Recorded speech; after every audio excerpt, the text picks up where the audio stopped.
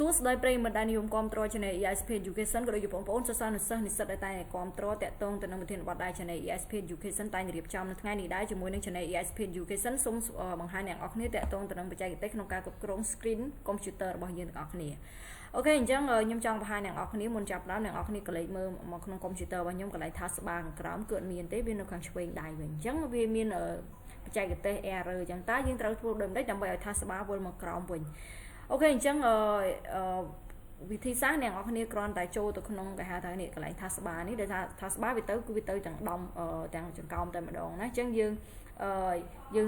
ចុច mouse ស្ដាំលើវាហើយយកពាក្យថា property ហើយយើងចូល folder taskbar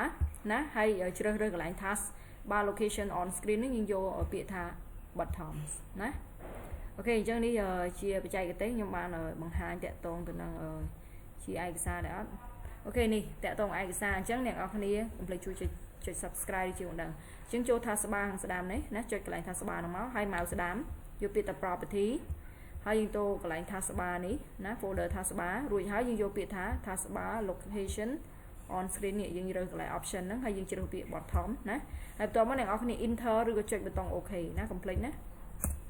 ដោយសារតែ computer ខ្ញុំវាបាំងខាងក្រោមណាអញ្ចឹងខ្ញុំចុច enter ចូលតែម្ដងអញ្ចឹងនេះអ្នកនរគ្នាឃើញថាស្បាយយើងវិលមកក្រោមវិញហើយអូខេបើសិនបើអ្នកនរគ្នាពេញចិត្តទៅនឹងវីដេអូហ្នឹងកុំភ្លេចជួយចុច subscribe ក៏ដូចជាជាបណ្ដឹង Channel ESP Education ដើម្បីទទួលបាននូវវីដេអូចំណេះដឹងបច្ចេកទេសផ្សេងៗដែលខ្ញុំនឹងធ្វើការបង្ហាញបន្តអរគុណកុំភ្លេចណាជួយចុច like ផងអរគុណបាយបាយអ្នកនរគ្នាជួបគ្នាវិធានបទថ្មី